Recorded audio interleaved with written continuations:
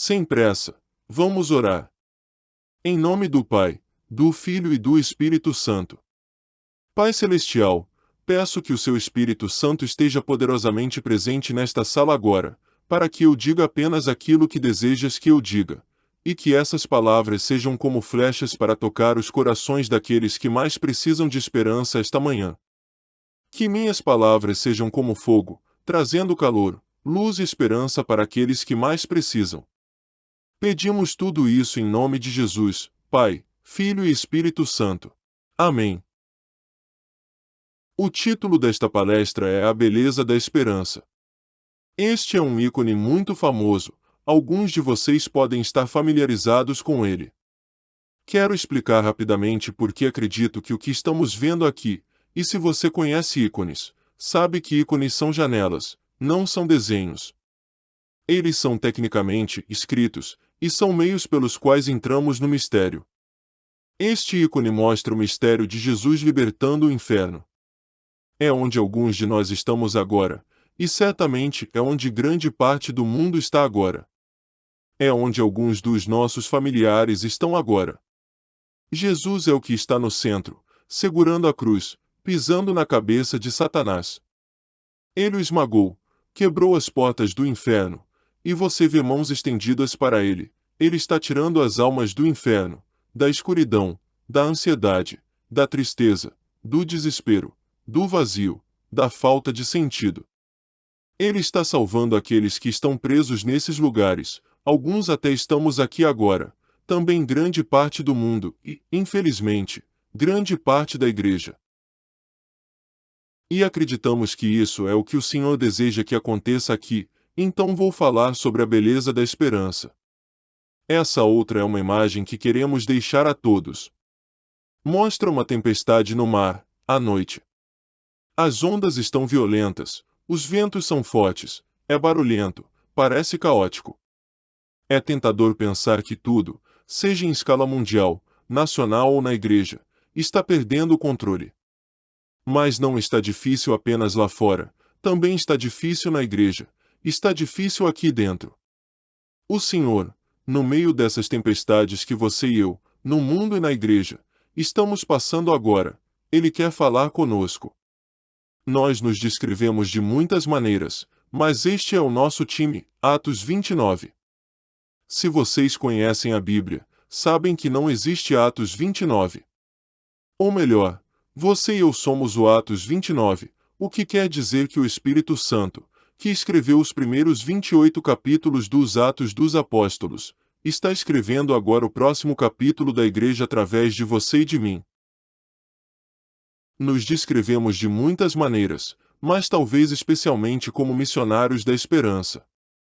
E há muitas necessidades na igreja agora, mas essa é uma das mais urgentes. Acreditamos que precisamos de esperança, não de otimismo. Paulo diz em sua segunda carta a seu amigo Timóteo, que toda a Escritura é inspirada por Deus, e é proveitosa para o ensino, para a repreensão, para a correção e para a instrução na justiça, a fim de que o homem de Deus seja completo, e plenamente preparado para toda boa obra. Quero que você reflita por um momento sobre a palavra correção, pois acredito que é isso que o Senhor deseja fazer agora. Podemos também traduzir essa palavra como endireitar, tornar algo que está manco, inteiro, ou nos colocar novamente de pé. Mantendo a imagem do mar, algo como nos dar nossas pernas de marinheiro novamente. Essa é a imagem que estou usando aqui, algo foi dobrado, e o Senhor deseja endireitá-lo, e para muitos de nós, o que está dobrado é nossa esperança. Encontro várias pessoas na igreja que estão excessivamente ansiosas. Não fiquem ansiosos. Para isso eu quero fazer é, simplesmente, refletir com você, sobre 5 textos bíblicos. Se minhas palavras não forem eficazes, eu oro para que a palavra de Deus seja, e que possamos refletir sobre esses textos juntos. Esses são os textos e você os conhece bem. São eles, João 12, Filipenses 4 versículo 6, Lucas 11 versículo 22, Colossenses 2 versículo 15 e Hebreus 6 versículos 19 e 20. Vamos refletir sobre eles e pedir ao Senhor para nos guiar nestes dias. Primeiro, João 12. Jesus diz: quando eu for levantado da terra, atrairei todos a mim. É isso que queremos fazer agora. Queremos exaltar Jesus, queremos pedir a Ele que nos ajude, para vê-lo como Ele realmente é. Existe uma necessidade urgente, por tantas razões, de entender cada vez melhor quem Jesus é. É uma das razões pelas quais o ator Jonathan é tão poderoso como testemunha de Jesus em O Escolhido. Ele nos deu uma imagem de Jesus que, ao mesmo tempo, é muito fácil de se relacionar. Como disse o bispo Barron, claramente vai além de um homem. Ele é humano, mas é muito mais. Precisamos desesperadamente ver Jesus, e uma das razões pelas quais precisamos vê-lo é porque ele está intimamente ligado a esse tema da esperança. Então, reserve um momento agora e apenas pense consigo mesmo: como você vê Jesus? Se você fosse descrevê-lo com uma palavra, qual seria? Apenas reflita sobre isso por um momento. Porque muitas vezes ouvimos as pessoas dizerem coisas como: ele é gentil, e ele é. Ele é compassivo, e ele é. Ele é misericordioso, e ele é. Mas será que é só isso? Ou há mais em Jesus do que esses atributos? Vamos voltar a esses pontos mais tarde. Vamos para o segundo texto, onde São Paulo diz à igreja em Filipos: e a você e a mim, neste momento muito real na história da igreja e de nosso país, não fiquem ansiosos com nada. Essa é uma ordem. Não fiquem ansiosos com nada. Isso se aplica a você. Eu me sinto bastante convencido disto. Não fiquem ansiosos com nada. A nossa cultura não está apenas repleta de ansiedade, mas também de desespero. Muitos de nós provavelmente estão familiarizados com Mitch Albom, que é um colunista que escreve em Detroit. Ele publicou um artigo, há pouco mais de 3 anos, cujo título era Por que viver menos e morrer mais cedo é uma nova tendência. Neste artigo, ele relata o que vários sociólogos descobriram nos últimos anos, que é uma estatística realmente alarmante: a expectativa de vida nos Estados Unidos, pela primeira vez em 100 anos, diminuiu por 3 anos consecutivos. Isso foi em 2018, e a última vez que isso acontecera tinha sido em 1918, quando ocorreu o fim da Primeira Guerra Mundial e da gripe espanhola, que mataram 50 milhões de pessoas. Não estamos vivendo uma guerra mundial no momento, e não temos uma pandemia como a gripe espanhola. Por mais real que o Covid tenha sido, e ainda seja, estamos morrendo agora, porque estamos perdendo a vontade de viver. Você sabe qual é a segunda principal causa de morte entre crianças de 10 a 14 anos em nosso país? Suicídio.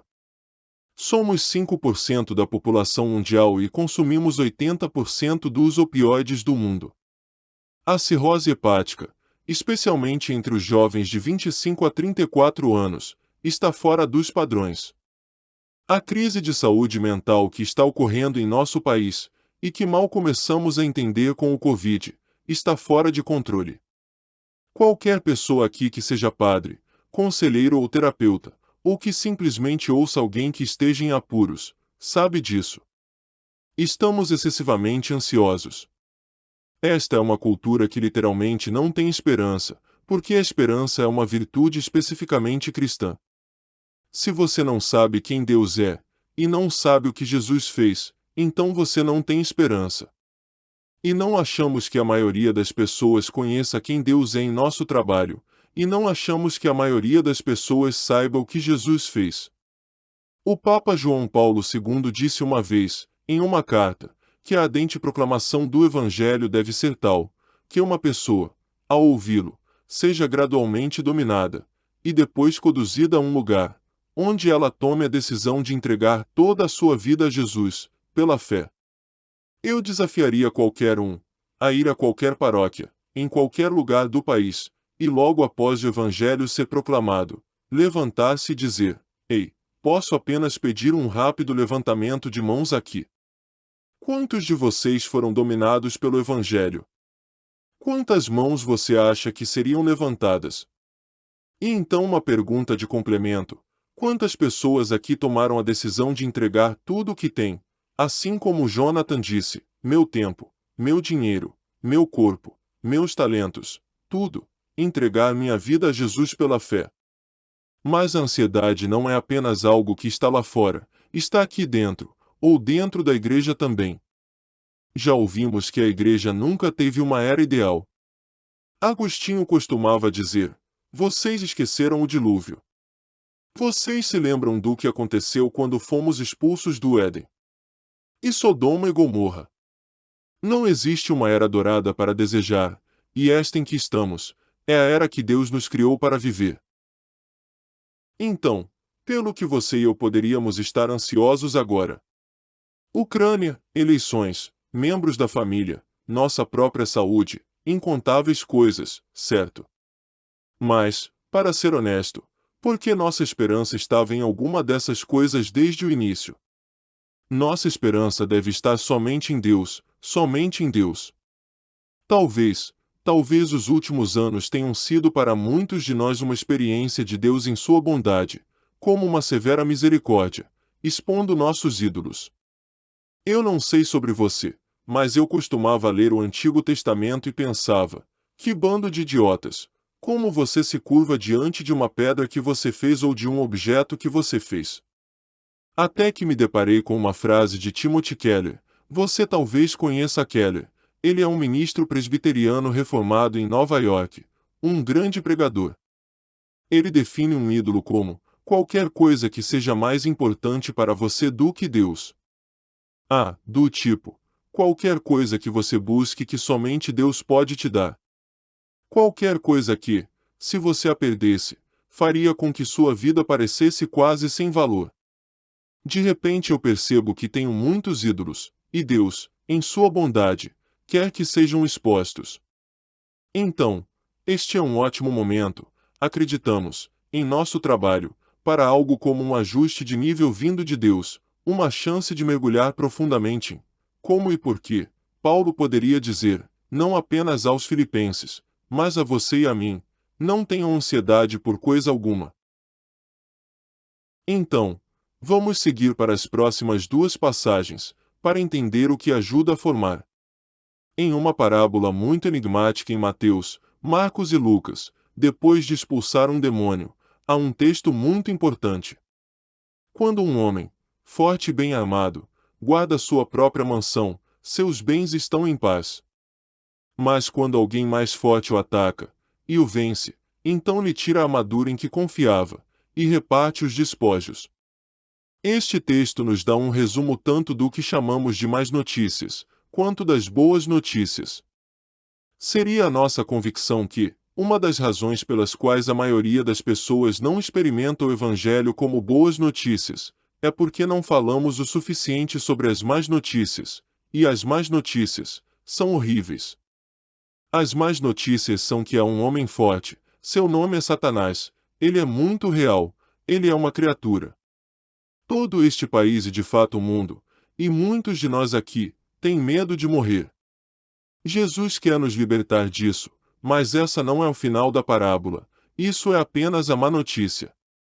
Aqui está a boa notícia, a extraordinária boa notícia. Jesus continua dizendo que alguém mais forte do que ele o ataca e o vence. Em seguida, tira sua armadura na qual ele confiava e divide o seu despojo. Esse é Jesus, caros ouvintes. Jesus é o mais forte. Jesus é aquele que ataca Satanás. É por isso que ele veio. Vou explicar isso um pouco mais, mas deixe-me fazer isso por meio de outro texto, o nosso quarto, de São Paulo. Paulo diz que Jesus desarmou os principados e as potestades. Quem são os principados e as potestades? Morte, pecado, inferno e Satanás, principalmente. Ele os colocou em vergonha aberta, ou poderíamos traduzir mais literalmente essa palavra como, ele os despiu nus, triunfando sobre eles. Este é um texto, que eu não sei o que você pensa quando lê. Triunfo para Paulo, e para todos aqueles, para quem Paulo estava escrevendo, era muito claro. Triunfo era uma palavra muito específica, que era usada no Império Romano. Era usada na ocasião de um imperador romano chegar à cidade, depois de vencer uma batalha feroz. Isto é um triunfo. Este é César, chegando a Roma, em sua carruagem, cercado por seus soldados, e este é neste caso, Júlio César, depois de derrotar o rei da Gália. Mantenha essa imagem, por favor. Este é Jesus, esta é a imagem que Paulo está usando. Ele está usando uma cena que era muito familiar para seus ouvintes neste momento histórico muito real. Júlio César, depois de 8 anos de batalha contra o rei da Gália, chega na cidade como vencedor esmagador, e atrás dele estão os despojos, todas as pessoas que ele capturou e, principalmente, no final da fila, está o rei da Gália, acorrentado, impotente, derrotado, geralmente com um sinal acima de sua cabeça que diz algo como: "Este é aquele que nos ameaçou e tiranizou, e não fará mais isso." É assim que Paulo entende Jesus. Isso é Jesus, pessoal. De verdade, nós apenas temos um homem que esteve conosco, e que nos ajudou a vê-lo, mas é realmente importante que entendamos que Jesus não é apenas bondade, ele não é apenas gentil, ele não é apenas compassivo, ele não é apenas misericordioso, ele é tudo isso, senão estaríamos todos perdidos, certo? Mas ele não é apenas isso. Jesus é aquele através do qual o universo foi criado, e se você não tem noção de quão vasto é o universo tem mais de 90 bilhões de anos-luz de diâmetro. Isso é 90 bilhões de vezes 5,88 trilhões de milhas de diâmetro, ou seja, 522 sextilhões de milhas de diâmetro. Isso é 522 seguido de 22 zeros.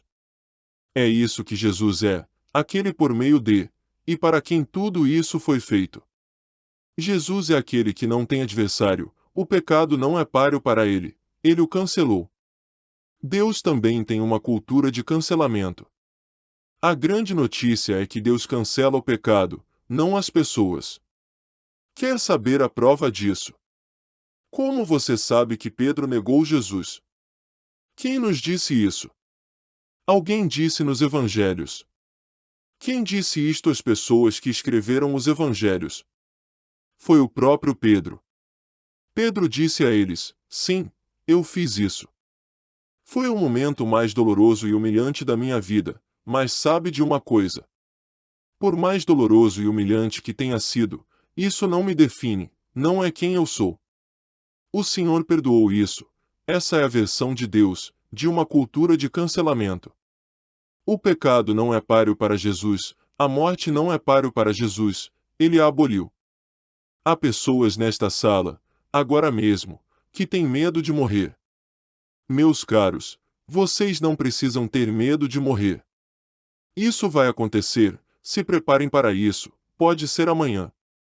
Vai ser em breve, em termos relativos de breve, não tenham medo disso. A morte não os pode segurar, é apenas uma porta pela qual passamos para o outro lado, onde nossos amigos e familiares nos aguardam, onde o próprio Senhor nos espera. Vocês não precisam ter medo de morrer, é por isso que Francisco pode chamá-la de Irmã Morte. Satanás não é páreo para Jesus, ele o prendeu. Sim, ele ainda ronda como um leão faminto, como Pedro nos diz, mas ele está derrotado e ele sabe disso. Jesus não é rival de Satanás, Miguel é. É por isso que rezamos a oração a São Miguel. Satanás treme de medo, diante do nome de Jesus porque sabe que foi derrotado por ele. Não há igual para Jesus, ele não tem rival. Jesus é absoluto e totalmente invencível, ele é Senhor, e tenho medo de que, quando ouvimos isso ou dizemos isso, pensemos que é apenas o final de uma oração, mas não é. É uma realidade. Dizer que Jesus é Senhor é dizer que ninguém mais é só Ele. O mundo, este país, a igreja, sua paróquia, sua família, sua vida, estão firmemente nas mãos dele, essa é a boa notícia. Isso não é para ser ingênuo ou otimista, sou um pouco realista por temperamento, é a minha natureza. O tempo está bonito agora, provavelmente vai chover amanhã aqui, quem sabe? Então, não sou otimista, não sou otimista nem um pouco. Um meu amigo, padre, diz que vai piorar, antes de piorar mais ainda. Acho que ele está certo. Quem sabe como é viver como cristão nos Estados Unidos da América? Satanás foi amarrado, o pecado foi cancelado, não preciso ter medo agora. Jesus não está nervoso, deixe isso pairar em você por um segundo, de verdade, Jesus não está nervoso. Nada está fora de controle agora. Deus não está olhando lá de cima pensando, ó que diabos eles estão fazendo. Você está nervoso. Deixe-me compartilhar com você, se eu puder, uma citação, não sei se você já encontrou isso, se está procurando algo bom para ler, não é bem um livro, é mais um pequeno ensaio estendido, chama-se Do Cristianismo para a Missão Apostólica, alguns amigos nossos escreveram. Os autores estão tentando nos fazer imaginar como seria no primeiro século, na primeira reunião da Comissão de Evangelização. Eles têm uma pauta: levar o Evangelho de Jesus ao mundo. Então, todos estão sentados aqui, os 12, tipo, ok, vamos descobrir como fazer isso. Esse é o desafio: evangelizar o mundo. Ok, vamos ver o que temos, bispos, temos o bem, temos 11 deles. Certo, padres, quantos? O mesmo número. Diáconos, o que é um diácono? Não temos nenhum ainda. Teólogos treinados, como o bispo Barron, não temos nenhum desses. E ordens religiosas? Também não temos. Seminários? Nenhum seminarista ponto e fiéis cristãos. Temos alguns poucos, ótimo. E países com cristãos neles? Ótimo, temos alguns. E edifícios da igreja? Escolas? Nenhum, não temos nenhum desses. Evangelhos escritos? Não, ainda não. Dinheiro? Não muito. Experiência em missões? Zero. Contextos influentes? Quase nenhum. Atitude da sociedade em relação a nós? Ignorante ou hostil? Essa era, de verdade, a situação da igreja no primeiro século. Ouço que os autores continuam a dizer. Se os apóstolos estivessem pensando na força das instituições cristãs existentes, teriam sido dominados pelo desânimo, enfrentando crises em todas as direções, vocacional, catequética, educacional e numérica. Essa é, na minha experiência, a situação em que muitos de nós na igreja nos encontramos agora. Estamos sobrecarregados pelo desânimo. Muitas vezes parece que estamos gerenciando o declínio. Eu venho da Arquidiocese de Detroit, temos mais de 1 milhão de católicos. Sabe quantos padres ordenamos este ano? Zero. Zero. Quando fui ordenado, há 26 anos, tínhamos o dobro do número de padres que temos agora. Em 5 anos, teremos 25% dos padres que tínhamos na Arquidiocese de Detroit, quando fui ordenado. Isso está levando muitas pessoas a ficarem desanimadas. Mas aqui está o que os autores continuam a dizer sobre os primórdios: eles não estavam desanimados, estavam cheios de alegria e esperança. Tinham grande confiança em seu Senhor, em sua mensagem e na criatividade e fertilidade da igreja. Eles sabiam que sua missão era serem usados pelo Espírito Santo para fazer a igreja crescer, e eles sabiam quais eram os meios de graça pelos quais ela deveria crescer. E ela cresceu. A igreja, em um momento como o nosso agora, precisa ter a mesma confiança no poder e na bondade da mensagem que ela carrega. Podemos dizer a beleza da mensagem que ela carrega, em seu poder transformador de vidas, no poder de regeneração e crescimento da igreja. De maneira especial, aqueles em posições de influência e autoridade, precisam estar convencidos de que Cristo é a resposta para todo o mal humano, a solução para todo o problema humano, a única esperança para uma raça moribunda. Eles precisam estar convencidos das más notícias, que a raça humana, por sua própria rebelião, trouxe uma maldição sobre si mesma, e se vendeu à escravidão ao príncipe das trevas, e que não há nada que possamos fazer, por nosso próprio poder, para nos salvar.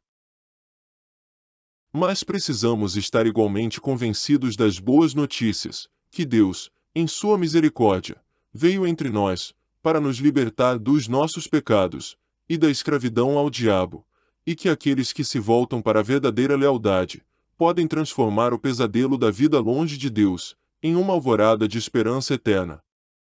Eles precisam saber, por sua própria experiência, que a obediência ao Evangelho é uma liberdade perfeita, que a santidade leva à felicidade, que um mundo sem Deus é uma terra desolada, e que uma nova vida em Cristo transforma a escuridão em luz. Deixe-me apenas perguntar: essa é a sua atitude? Você gostaria que fosse? De onde vem essa atitude? Ela vem da fé. Como obtemos fé? Paulo diz que a fé vem pelo ouvir a proclamação do Evangelho. Esta manhã é realmente apenas um grande gatilho para uma ruptura. Acreditamos que Deus nos permitiu fazer parte do que estamos vendo agora, como um movimento global chamado Projeto Resgate, que é algo que Ele nos guiou a criar.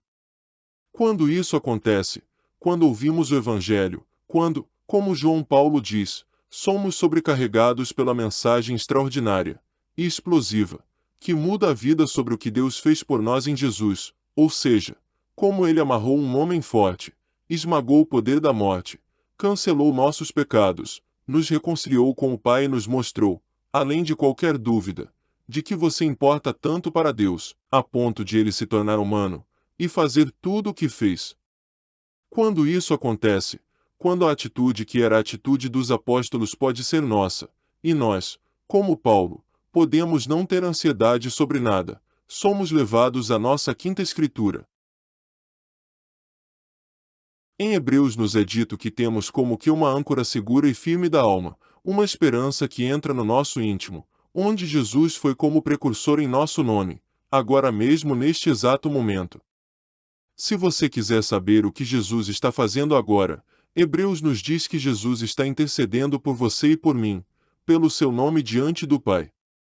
E essa realidade nos dá esperança, e a esperança é como uma âncora. Como as âncoras funcionam? As âncoras funcionam ao se fixarem em algo, não é? A esperança é uma realidade objetiva, não tem nada a ver com como eu me sinto.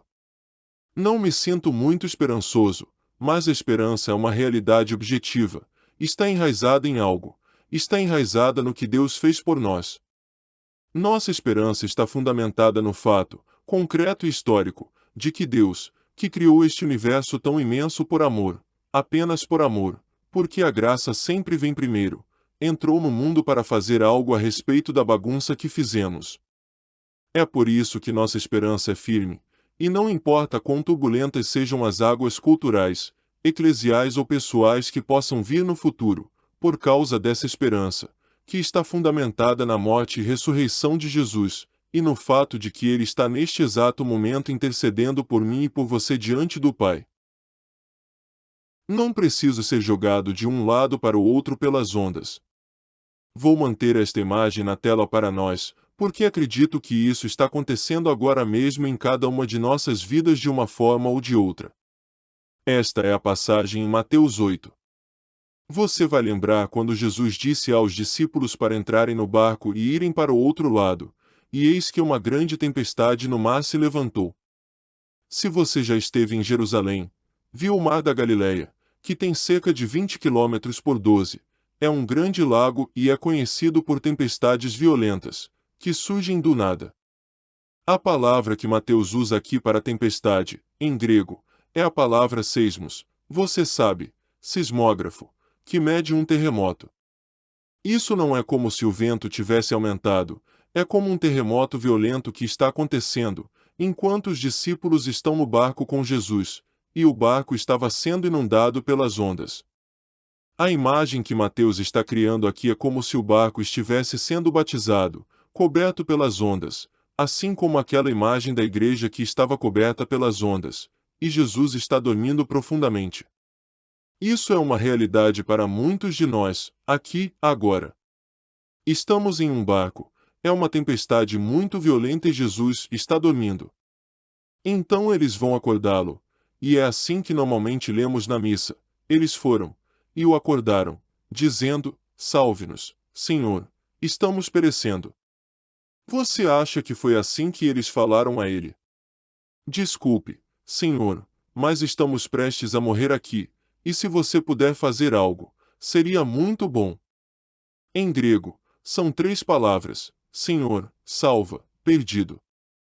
É onde alguns de nós estão agora: Senhor, salva. Estou perdido, e é assim que esta cena me faz rezar. Enquanto rezo, imagino Jesus no fundo do barco, e João está ao lado dele, porque João está sempre ao lado dele, ele é o amado. Pedro está na frente do barco. Se você já esteve no meio de uma tempestade, sabe que não é possível ter uma conversa normal com alguém. Você precisa gritar. Imagine estar com um vento de 50 quilômetros por hora, com o seu ruído e o das ondas batendo no barco. Há muito barulho. Não dá para ter uma conversa normal. Você precisa gritar. Então, João está sacudindo Jesus e dizendo: Salva, Senhor, perdidos. Pedro está na frente do barco, e não consegue ouvir o que está acontecendo, ele apenas vê João tentando acordar Jesus. E Jesus olha para ele e, pasmem, diz: Ei, qual é o problema? Então, imagino Pedro aqui, pensando: o que ele disse? E João está lá atrás, dizendo: ele quer saber por que temos medo. E Pedro diz: você está brincando comigo. E nós rimos, mas agora, no meio de qualquer tempestade pela qual você esteja passando, envelhecendo, temendo o relatório do médico, com medo de seus filhos que se afastaram da igreja, preocupado com o estado da igreja, preocupado com a eleição com urnas eletrônicas, seja qual for a situação em sua vida, no meio deste barco que está balançando, para cima e para baixo, no meio de águas incrivelmente turbulentas, e com tanto barulho dentro de sua cabeça, que mal consegue pensar, Jesus pergunta: você e a mim, qual é o problema? Por que você tem medo? Você não sabe quem eu sou. Você não sabe o que eu já fiz. Você não sabe o que eu posso fazer. Você não sabe que a igreja está bem aqui, em minhas mãos. Que o seu casamento está bem aqui, em minhas mãos. Você não sabe que a sua vida não está nas mãos dos médicos, não está nas mãos do tratamento, não está nas mãos do diagnóstico. Está nas minhas mãos, e ninguém pode te tirar das minhas mãos, porque eu sou o Senhor, e não há outro além de mim. E não sou apenas o Senhor, eu te amo. Eu não amo todos vocês, eu amo apenas você. E eu vejo você agora, com toda a sua ansiedade, todo o seu medo e toda a sua preocupação. Eu vejo você, e está tudo bem. Não porque eu simplesmente farei, magicamente, todos os problemas desaparecerem. A vida aqui é como estar em um barco em uma tempestade muito violenta, sempre. Mas estou no barco com você, e prometi que te daria paz, não como o mundo dá. Dizem que o mundo só conhece a paz quando não há conflito. Boa sorte com isso. Minha paz vem no meio do conflito. Minha paz vem no meio da tempestade. Minha paz vem quando você está sentado na sala de espera. Minha paz vem quando você está ao lado da pessoa que ama, que está deixando este mundo. Minha paz vem no meio dos resultados dos pleitos, quer sejam em escala nacional ou local, que não gostamos. Minha paz pode penetrar em Auschwitz. É isso que estou oferecendo a você agora, diz Jesus. E isso, meus amigos, é verdadeiramente lindo. Aqui está Jesus. Vejo pessoas com celulares frequentemente. Quero incentivar você, se tiver seu celular, tire uma foto dessa imagem. Esta se tornou uma imagem favorita nossa. Eu particularmente amo o fato de Jesus estar de frente para a tempestade, seja qual for a tempestade em sua vida, é isso que está acontecendo agora. Ele está enfrentando isso, e se você se lembra deste trecho do Evangelho, esse Senhor, aquele que fez o universo, depois de perguntar aos apóstolos e a nós: por que vocês têm tanto medo? Então, com apenas uma palavra, ele comanda o mar. Porque o mar reconhece a sua criatura, e conhece a voz do seu mestre, e simplesmente se acalma. Os apóstolos olham uns para os outros e se perguntam quem é este, que fala aos elementos, e eles obedecem. Teria de ser Deus, e Deus fez tudo isso por nós. Para que, em meio a todas essas coisas loucas que estão acontecendo, você e eu possamos, mesmo agora, neste exato momento, sair desta sala hoje. Voltar para nossas vidas, com confiança inabalável nele. Não estou confiante nos líderes da igreja, não estou confiante nos líderes do mundo. Não estou confiante nos líderes do nosso país ou do meu estado, por quê? Eles não estão no comando. Jesus está no comando e, portanto, não precisamos ter medo. Então vamos pedir ao Espírito Santo agora. Que venha em nome do Pai e do Filho. E do Espírito Santo. Pai, o seu Filho disse que quando ele fosse levantado da terra, ele atrairia todas as pessoas para si mesmo. Então eu peço, Pai, de uma maneira que apenas você pode fazer, agora, aqui neste lugar, que você nos revele quem é Jesus. Aqueles de nós que precisam ser lembrados de que ele é bondoso. Nos envolva com a sua bondade, ajude-nos a saber que ele nos conhece pelo nome, e nos chama pelo nome. Mesmo conhecendo o nosso pecado, para aqueles de nós que precisam saber que a sua graça é suficiente para todas as coisas, faça isso agora. Pai, pedimos pelo seu Espírito Santo, que habita em nós, ajude-nos a saber que não precisamos ser fortes. Ele é quem é forte, e ele está conosco. Para aqueles de nós que estão com medo, por causa das circunstâncias, lembre-nos de que a vida não está nas mãos das circunstâncias, a vida está em suas mãos. A história é a história dele, ninguém está nas mãos das circunstâncias. Ele conquistou a morte se sofremos. Por causa de estarmos enfrentando nossa própria morte iminente ou a morte de um ente querido, ou a recente perda de um ente querido. Ajude-nos a saber que ele a conquistou, ele a aboliu, ela não tem poder sobre nós. Para aqueles de nós que estão ansiosos, desanimados e abalados. Ó Pai, substitua tudo isso. Com uma confiança infantil, com esperança como uma âncora. Firmemente fixada ao pé da cruz, imóvel e inabalável. E nós, nunca mais, sendo jogados de um lado para o outro. Pai, ao longo deste dia, ao longo destes dias, continue a manter Jesus exaltado diante de nós. Espírito Santo, ajude-nos a conhecê-lo. Conhecê-lo como Senhor, como amigo, como amante de nossas almas que, por esse grande amor, nos mostrou a insondável alegria do Pai em nós.